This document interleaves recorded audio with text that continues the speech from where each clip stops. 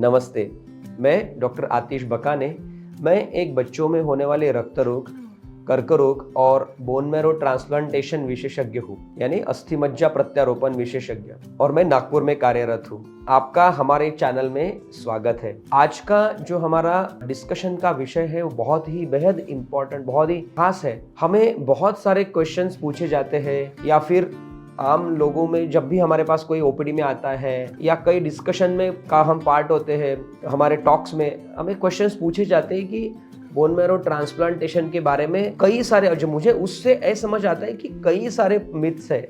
बहुत सारे लोगों में इतनी गलत धारणाएं हैं बोन मैरो ट्रांसप्लांटेशन के ऊपर, वो डरते हैं बोन मैरो ट्रांसप्लांटेशन की, वो दूर करना बहुत जरूरी है। तो आज हम जो लोगों में गलत धारणाएं या फिर मिथ्स है बोन मैरो ट्रांसप्लांटेशन के ऊपर, उनको हम बस्ट करने की कोशिश करेंगे। तो सबसे पहला मैं कहूँगा डर जो पेरेंट्स के दिल में होता है, हमेशा पूछते हैं कि सर ये इतना बड़ा सर्जरी है, इसमें से हमारा बच्चा कैसे बाहर निकलेगा। तो सबसे पहले मैं बताना चाहूंगा कि बोन मैरो ट्रांसप्लांटेशन ये कोई एक बहुत बड़ा सर्जरी नहीं है, इसका एक प्रोसेस होता है। बोन मैरो ट्रांसप्लांटेशन एक प्रोसेस का नाम है। जैसे किडनी ट्रांसप्लांटेशन में या फिर लिवर ट्रांसप्लांट में एक सर्जरी होती है, बोन मैरो ट्रांसप्लांटेशन में ऐसी कोई बड़ी सर्जरी नहीं होती। ये आम बात है, कोई भी सर्जरी का जनसामान्य लोगों में सब में डर बैठा हुआ है, तो ऐसा ये चीज बिल्कुल नहीं है। इस तरीके से घबराने की बात नहीं है कि कोई ऑर्गन काटा जाएगा।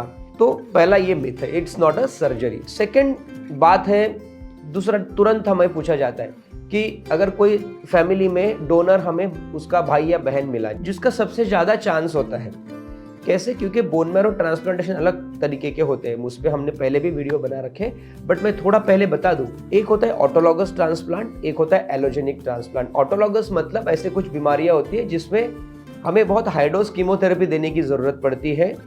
तो उसमें हम जैसे फॉर एग्जांपल लिम्फोमा हो गया, या फिर मल्टीपल माइलोमा एडल्ट्स में, या फिर कोई और छोटे बच्चों में होने वाले स्ट्रॉन्ग कैंसर जैसे स्टेज 4 न्यूरोब्लास्टोमा या स्टेज 4 इविंग्स, इनमें ऑटोलॉगस ट्रांसप्लांट लगता है। तो हम खुद ही के सेल्स यानी पेशेंट की कुछ कीमोथेरेपी दे के डिसीज ठीक करते हैं, उनका खुद का स्टेम सेल्स निकाल के प्रिजर्व करते हैं और एक बड़ा कीमोथेरेपी देते हैं। उसके बाद हम उनके खुद के स्टेम सेल्स वापस देते हैं। सिंपल प्रोसीजर है। बट एलोजेनिक ट्रांसप्लांट मतलब क्या कि हमें डोनर चाहिए होता है। बेस्ट डोनर होता है family match, fully matched HLA 12/12 match हम उसे बोलते हैं। अगर है तो उसे मैच सिबलिंग या फिर मैच रिलेटेड डोनर बोलते हैं। वो अवेलेबल नहीं है तो हम मैच अनरिलेटेड डोनर के बारे में बात करते हैं कि ऐसी रजिस्ट्रीज है जिसमें कई सारे डोनर्स होते हैं जो फुल HLA मैच हमें मिल सकते हैं। वो भी नहीं मिलता है तो हम कुछ कंडीशंस में हैप्लोइडेंटिकल ट्रांसप्लांट यानी 50% मैच ट्रांसप्लांट, जो नेचुरली माँ या बाप में से कोई ना कोई या फिर दोनों 50% मैच बच्चे में रहता है, तो हम उनको भी डोनर करके लिए जा सकते हैं। तो ये एक इंपॉर्टेंट बात समझना जरूरी है।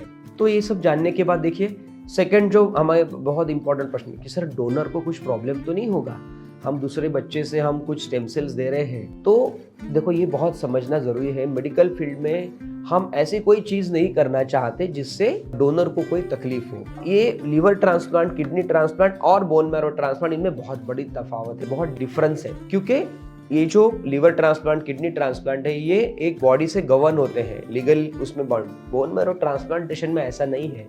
क्योंकि जैसे मैं आपको बताऊं कि समंदर से एक बकेट पानी निकालना से कुछ समंदर को फर्क पड़ने वाला है?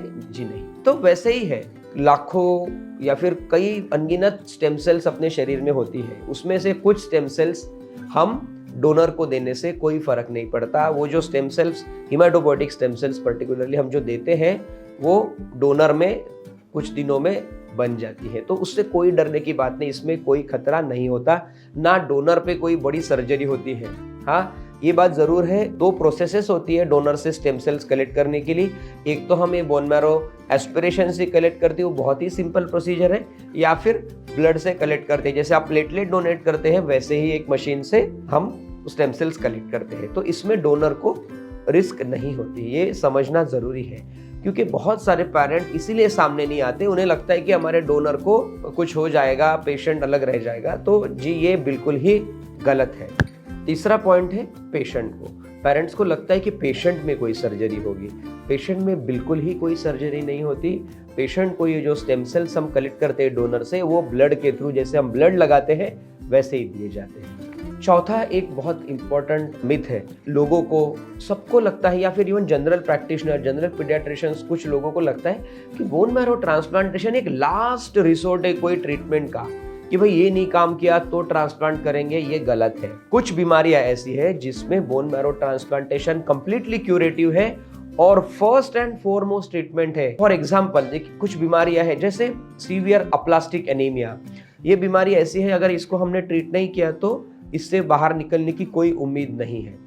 तो इस बीमारी में अगर जल्दी से जल्दी हम बोन मैरो ट्रांसप्लांटेशन करते हैं, फर्स्ट चॉइस होता है, इसमें हम 90% सक्सेस रेट देने में अभी सक्षम है। वैसे ही थैलेसीमिया है, क्यूरेटिव इंटेंट से अगर जाए तो पहली ट्रीटमेंट ही बोन मैरो ट्रांसप्लांटेशन है, ना कि सिर्फ सपोर्टिव केयर ब्लड उनको देते रहे। ऐसे कई और बीमारियां हैं, कंजेनाइटल एचएलएच है ना, हीमोफैगोसाइटिक लिम्फोहिस्टियोसाइटोसिस, एक बड़ा डिफिकल्ट सा नाम लगता है, बट अगर हम प्रॉपर इसका बोन मैरो ट्रांसप्लांट करें तो कंप्लीट लाइफ बच्चे नॉर्मल जी सकते हैं। ऐसी कई और बीमारियां हैं जिसमें ये फर्स्ट चॉइस है।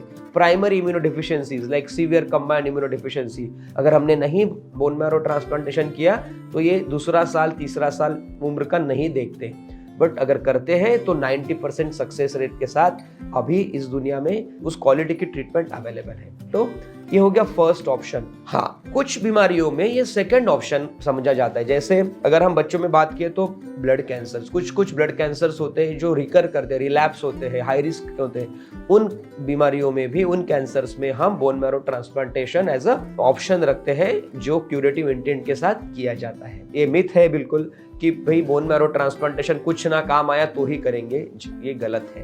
तो आज के वीडियो में हमने कोशिश की है जो बड़ी गलत धारणा या मिथ्स है बोन मैरो ट्रांसप्लांटेशन के बारे में, उनको कुछ हद तक दूर करने की हमारे तरफ से पूरी कोशिश की है। हमें आशा है कि आपको ये वीडियो पसंद आया होगा, और अगर आपको पसंद आता है तो आप हमारे वीडियो को लाइक सब्सक्राइब कर सकते हैं। और मैं एक चीज़ बताना चाहूँगा, ऐसे कई और धारणाएं हैं जिनके बारे में डिस्कस करना डिफिकल्ट था। अगर कुछ भी आपको बोन मैरो ट्रांसप्लांटेशन के बारे में सवाल है या फिर अंडरस्टैंडिंग में इश्यूज है तो आप हमें कमेंट बॉक्स में पूछ सकते हैं, हम पूरी कोशिश करेंगे उनको सॉल्व करने की। हमने स्पेसिफिक बोन मैरो ट्रांसप्लांटेशन, कुछ स्पेसिफिक डिसीजेस के लिए कुछ वीडियोस बनाए हैं, वो डिस्क्रिप्शन बॉक्स में उनकी लिंक आपको मिल जाएगी। अगर आपको इंटरेस्ट है तो आप उस पर जाके ज़रूर देख सकते हैं। धन्यवाद।